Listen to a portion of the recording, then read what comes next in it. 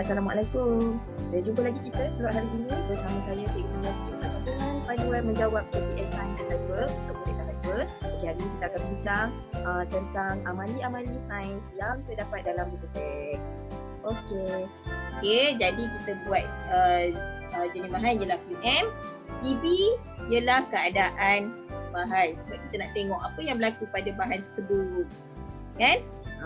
Satu panas ataupun tidak panas. Jadi keadaan bahan lah. Kuma ialah suhu air panas. Okey.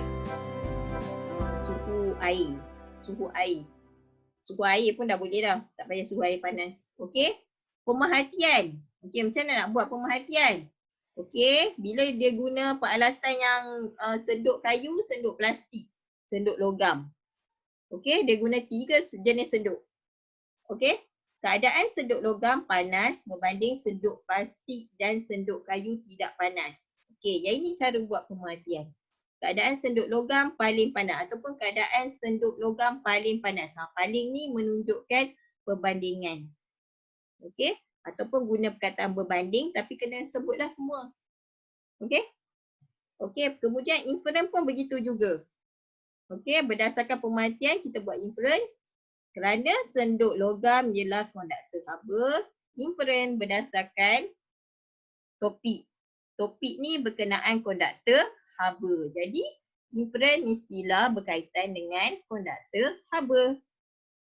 Berbanding senduk plastik dan senduk kayu penebat haba. Kesimpulan, okey, yang ni yang cikgu kata PM dan PB dia ialah kualitatif. Dua-dua ni adalah kualitatif. Jadi jika jenis bahan logam maka bahan adalah konduktor haba. Okey, ataupun jika jenis bahan plastik dan kayu maka bahan adalah penebat haba. Kena tulis dua-dua ni. Nak buat kesimpulan kena tulis dua-dua ni. Bila awak tulis satu saja, jika jenis bahan logam maka bahan adalah konduktor haba. Yang ini tak lengkap untuk dapat markah. Kena tulis kedua-duanya untuk kesimpulan sebab awak guna 3 benda ni. Jika jenis bahan plastik dan kayu maka bahan adalah penebat haba. Kena cerita pasal konduktor haba dan penebat haba untuk buat kesimpulan. Okey. Yang seterusnya soalan ni ialah di tahun 5 menyiasat kesan haba terhadap udara. Okey, PM-nya suhu air. Sebab apa? Kita ada 2 besen dan kita letakkan kelalang kon yang kosong ni, maksudnya ada udara lah dalam ni. Okey, kita letak satu-satu. Mula letak dekat air panas, lepas tu letak dekat air sejuk. Okey, dan kita nak tengok apa jadi. Okey. Jadi PM dia kita letak suhu air. Sebab apa cikgu letak PM dia suhu air? Sebab kat sini satu guna air panas, satu guna ais. Okey? Suhu air. Kemudian PB ialah saiz belon. Okey? Saiz belon. Kita nak tengok saiz belon ni jadi apa. Okey, puma dia ialah jenis belon. Okey? Pemerhatian saiz belon bertambah. Kita tengok, kita refer pada PB. Saiz belon bertambah apabila kelalang kon dimasukkan ke dalam besen berisi air panas berbanding air sejuk, saiz belon berkurang. Okey. Saiz belon bertambah apabila kelalang kon dimasukkan ke dalam besen berisi air panas berbanding air sejuk, saiz belon berkurang. Cerita pasal saiz belon, PB dia. Okey. Bertambah bila masuk dalam air panas. Okey, kenapa saiz belon bertambah?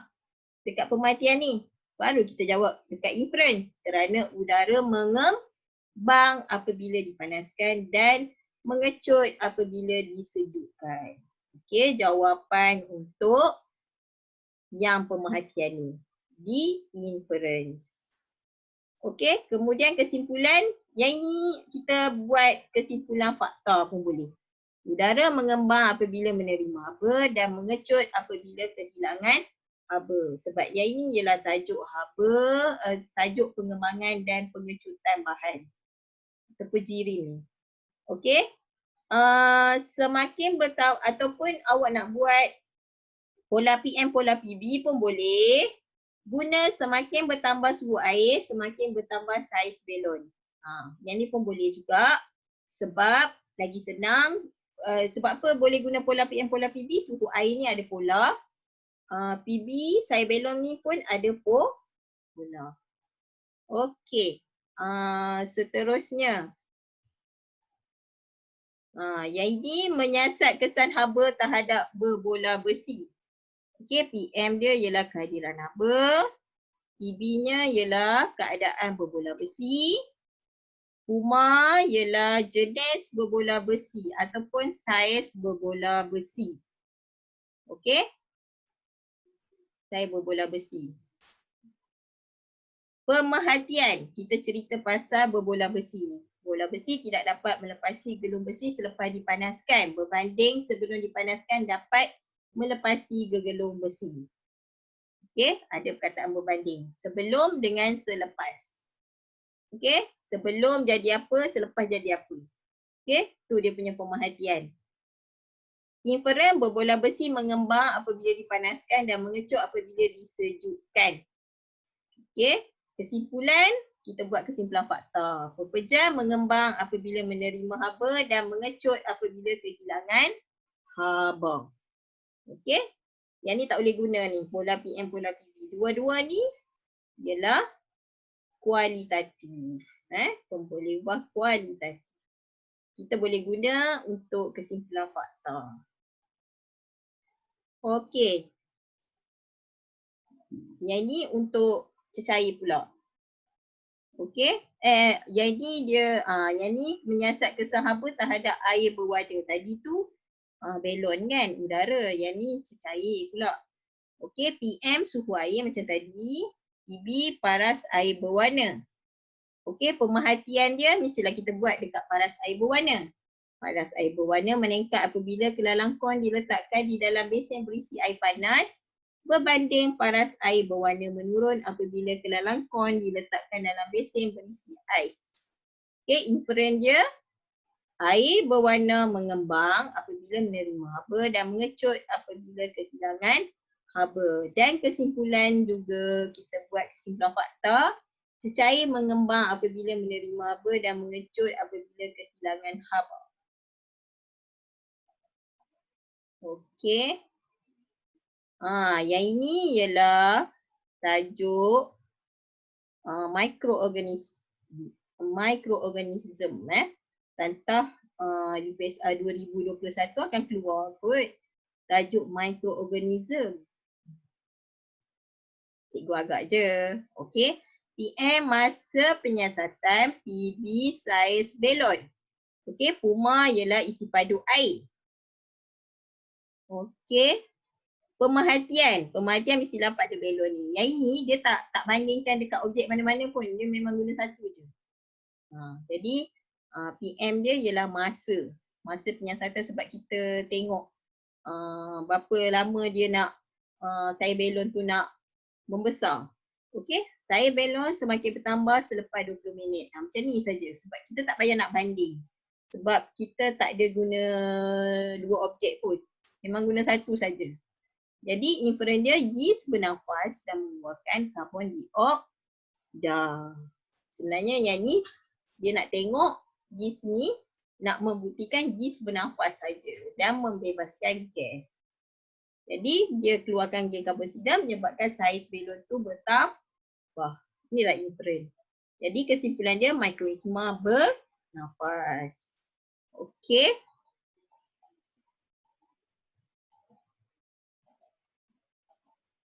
Okey, yang ni pun tajuk darjah 6 juga, menyiasat cara mesin ringkas. Okey. Yang ni soalan mesin ringkas. Dia guna PM kaedah menarik beban. Okey, dia guna dua kaedah. Satu kaedah macam rajah A, satu kaedah rajah B. Okey. Bezanya satu kaedah guna mesin ringkas, satu kaedah tak guna. Okey. Mesin ringkas dia ialah satu condong ni. Okey. Pemerhatian bacaan neraca spring bagi kaedah menarik beban menggunakan satu condong kurang berbanding tanpa menggunakan satu condong. Jadi bila kita guna satu condong ni maksud dia daya kurang digunakan. Kalau tarik dengan cara rajah A, lebih banyak daya digunakan. Okey. Yang ni sebab tajuk mesin. Jadi bila inferen kita kaitkan dengan mesin. Kaedah menarik beban A menggunakan mesin ringkas berbanding kaedah menarik beban B tidak menggunakan mesin ringkas. Kesimpulan, okay, kita buat jika maka. Jika kaedah menarik beban menggunakan mesin ringkas, maka bacaan neraca spring berkurang. Okey. Nak guna jika maka pun boleh. Apa ni? Kalau nak guna pola PM, pola PB, awak kena fikirlah cara apa, ayat apa yang awak nak tambah tu. Okey, rasanya tak sesuai, kan? Jadi kita nak buat pola PM, pola PB pun kita kena tengok penyiasatan tu dulu. Sama ada boleh guna ke tak nak jawab kesimpulan pola PM, pola PB. Okey. Seterusnya, okey, yang ni pun banyak juga persoalan, ramai juga yang tanya cikgu macam mana nak jawab kesimpulan, okey, pemerhatian, inferen. Okey, yang ni dia panjang sikit sebab PM dan PB dia dua-duanya adalah kualitatif, boleh ubah kualitatif. Tapi sebab dia guna banyak sangat objek dan keputusan objeknya pun semuanya berbeza. Okey.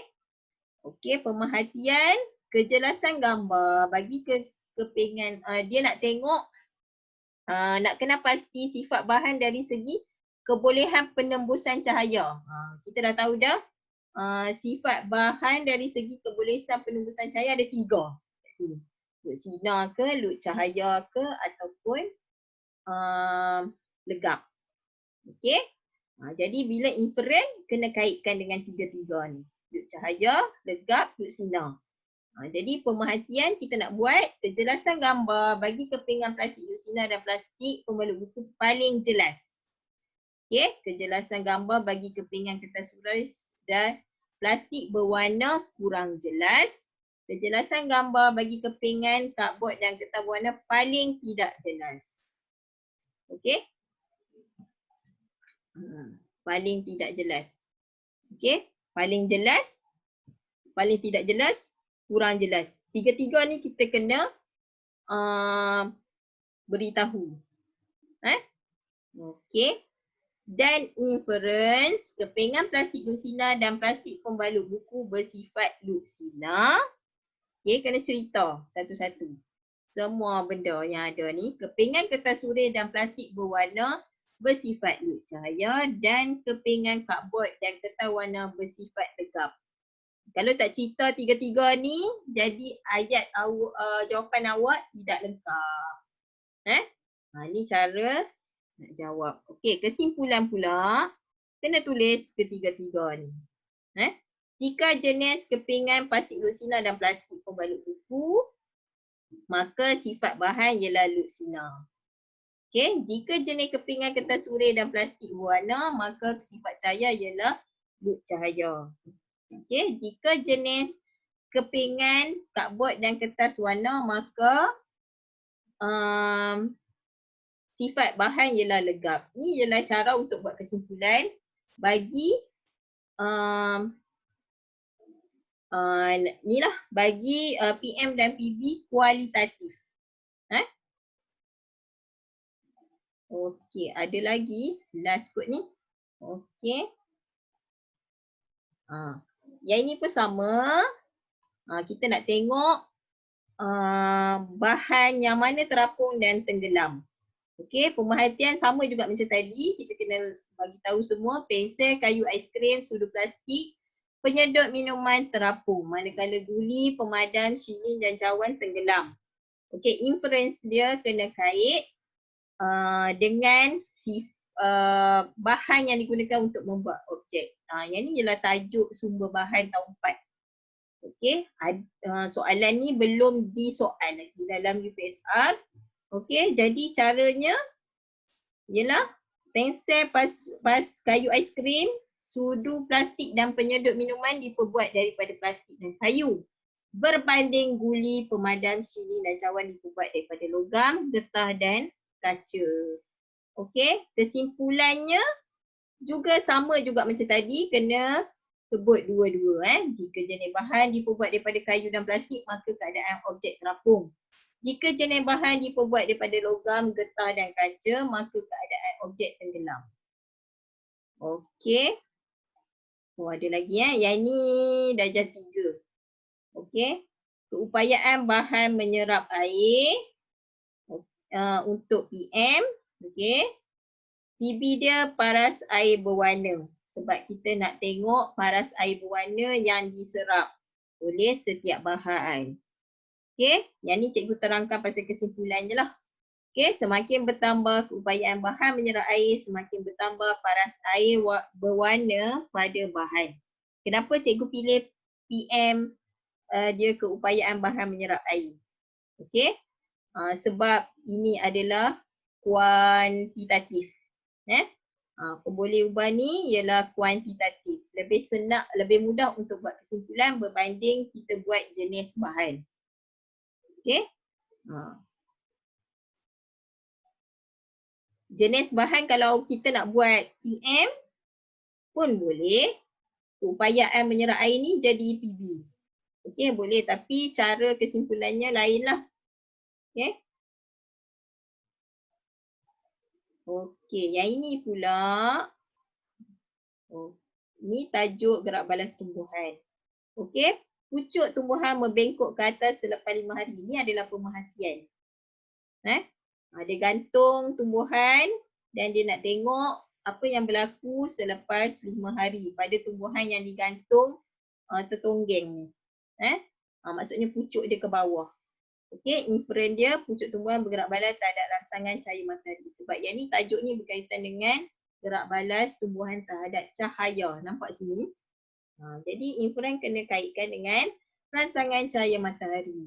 Jadi kesimpulannya kesimpulan fakta. Tumbuhan bergerak balas terhadap rangsangan cahaya. Okey. Yang ni last lah kot. Okey, yang ini ialah eksperimen di tahun 6. Okey. Okey, jumlah soda karbonat PM, PB isi padu gas yang dihasilkan. Okey. Pemerhatian. Didapati beg udara C paling besar. Didapati beg udara C paling besar. Pemerhatian. Dia buat, okey. Kita tengok ni, soalan ni dia guna A, B, C. Dan yang berbezanya ialah jumlah soda karbonat. Kemudian dia campurkan dengan cuka kan? Tak salah cikgu. Okey. Cuka makan. Okey. Dicampur dengan cuka. Jadi kita nak tengok beg udara manakah yang saiznya paling besar. Sebab eksperimen ni dia menghasilkan karbon dioksida. Okey. Jadi bila dah lepas buat eksperimen ni, didapati beg udara C paling besar. Sebab C ni yang paling banyak sekali dia punya kandungan soda karbonat. Tapi inferennya kena kaitkan dengan tujuan penyiasatan dan juga dia punya topik. Okey, inferen dia kerana karbon dioksida paling banyak dihasilkan dalam beg udara C. Kita tak boleh bagi tahu inference kerana beg udara C paling banyak soda kuantiti soda bikarbonat. Tak boleh inferen kena kaitkan dengan sebab dia nak tengok kesan soda karbonat yang berbeza dengan isi padu gas yang dihasilkan. isi padu gas yang dihasilkan. Okey. Jadi inference dia kerana karbon dioksida paling banyak dihasilkan dalam beg udara C. Kesimpulan, boleh guna pola PM, pola PB.